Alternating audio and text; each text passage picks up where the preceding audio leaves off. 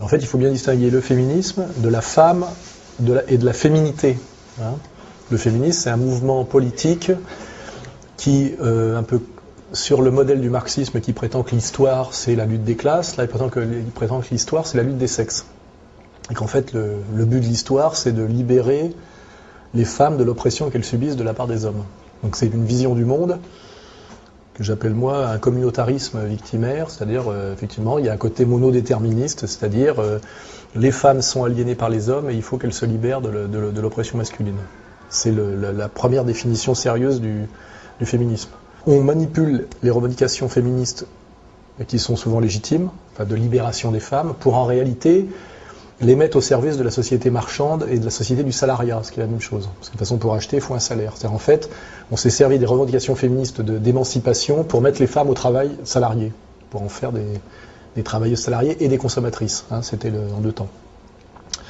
Et d'ailleurs, ça a commencé aux États-Unis avec ça s'appelle la théorie de la nouvelle femme, qui consiste à sortir la femme du foyer, qui est un rôle non marchand, sans pouvoir d'achat direct, et de la culpabiliser et en même temps de lui faire prendre conscience ou de forcer sa conscience pour qu'elle pense qu'être femme au foyer, mère de famille, épouse, c'est une aliénation, une souffrance, une humiliation, et finalement de la faire passer de la sphère d'influence de son mari à la sphère d'influence du patron, ce qui est assez ambigu, puisque finalement on se rend compte à l'arrivée que finalement la femme se retrouve grâce au combat féministe avec une double aliénation qui est de subir à la fois le mari et le patron, c'est-à-dire ce qu'on appelle la double journée, c'est-à-dire d'être à la fois mère et mère au foyer et en même temps travailleuse salariée, et que ça a souvent, surtout dans les classes populaires, aggravé sa situation au quotidien et que ça l'a améliorée.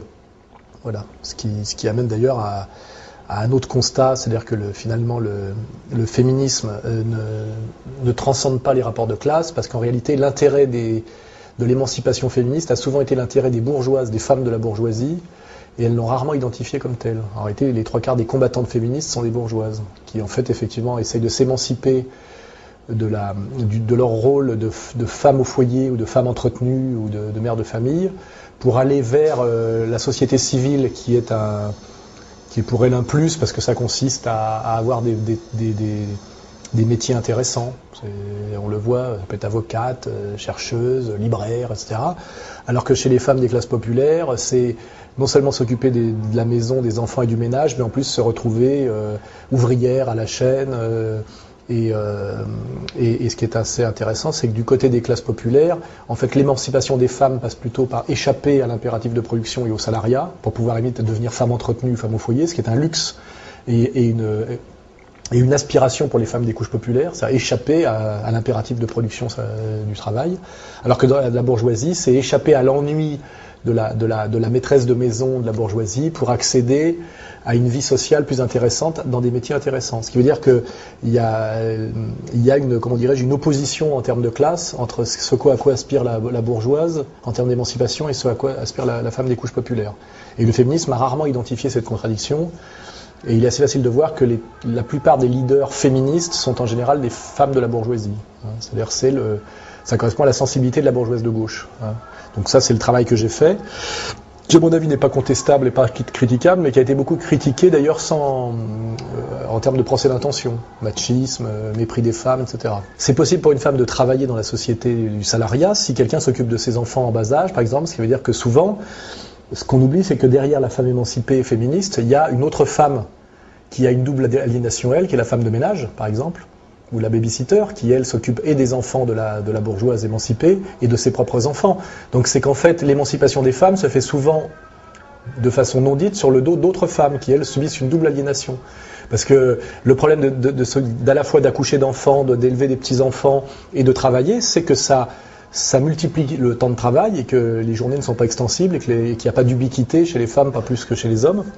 Donc, à un moment donné, comment fait-on ? Qu'est-ce qu'on fait de ces enfants en bas âge quand on est obligé de travailler 8 heures par jour ? C'est la question qui est posée. Alors, il y a des femmes qui ont les moyens de payer une babysitter pour aller travailler, ce qui veut dire qu'il faut que leur salaire soit plus élevé que ce que coûte la babysitter. Mais pour les femmes des couches populaires, une femme qui s'occuperait de leurs enfants pendant qu'elle travaille leur coûterait plus cher que ce qu'elle travaille en tant que salariée.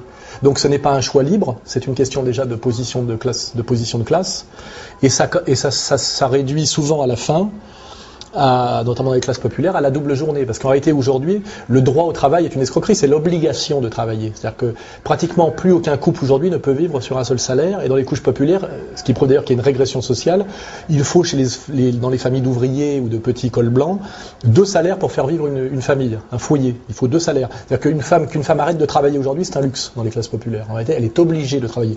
Donc les féministes nous présentent comme un acquis de haute lutte le fait d'avoir le droit de travailler, et dans le travail salarié, alors qu'en réalité c'est une obligation. Un, c'est une obligation, et 2, c'est ce que désire le système marchand, car en fait, le système marchand qui veut étendre le marché toujours plus a intérêt à étendre le salariat et le pouvoir d'achat, la capacité de consommer. Donc en réalité, ce que les féministes présentent comme un acquis de haute lutte était la volonté profonde de la société marchande de mettre les femmes sur le marché du travail et sur le marché de la consommation. C'est pour ça d'ailleurs que les féministes, qui ont toujours été très peu nombreuses, ont toujours été très très flattées par les médias et le pouvoir, contrairement aux vraies luttes sociales, je dirais unisexes, parce qu'en fait, ça le faisait à leur insu le jeu de la société marchande et de la société de consommation. Et c'est pour ça que je dis les féministes, en dernière instance, quand on a du recul, apparaissent finalement comme étant les idiotes utiles de la société marchande et de la société de consommation et de la société du salariat généralisé. Partout où le féminisme monte, en général, c'est partout où la lutte des classes, la conscience de la lutte des classes et le combat de classe régressent. Et c'est là où le féminisme est assez ambigu, c'est que plus la société se boboise, et plus elle se libéralise, et plus elle devient bourgeoise, et plus les écarts notamment de richesse s'aggravent, plus les féministes sont présentes, et plus on leur donne le pouvoir. Hein, c'est un constat systématique. Donc, je crois que malheureusement, les féministes jouent un rôle d'idiote utile et parfois même de collabo dans cette histoire-là. J'ai un grand respect pour des tas de femmes qui ne sont jamais féministes. Même Marguerite Yourcenar se moquait des féministes parce qu'elle voit très bien le piège. Les femmes d'une intelligence supérieure et qui ont conscience de leur être et qui veulent être, qui se battent pour leur liberté, ont toujours pointé du doigt le mensonge, la naïveté, la bêtise du combat féministe strict. Hein. Et même certaines héroïnes féministes comme Madame Halimi a écrit un bouquin sur le tard, là, où elle avoue en gros qu'elle a fait tout ça pour faire chier son père et que c'est finalement une histoire oedipienne et bourgeoise. Et souvent le féminisme se réduit à un règlement de compte oedipien et bourgeois, et l'exemple le plus flagrant étant Simone de Beauvoir. Simone de Beauvoir, c'est la preuve que le féminisme, c'est de la merde, hein, intégralement. Sa relation à sa famille, sa relation à Sartre, sa relation à la gauche, sa relation aux hommes, c'est d'une naïveté qui n'a d'égal que finalement c'est mesquin, méchant et malhonnête. Hein, et j'aimerais bien que les gens qui s'intéressent à la question aient l'honnêteté de faire une étude a posteriori de qu'est-ce que représente Simone de Beauvoir. Hein, sur le plan d'ailleurs de la production philosophique, sur le plan de l'engagement politique, sur le plan de l'ambiguïté mondaine, c'est pas reluisant. Hein. Je préfère encore penser à Louise Michel.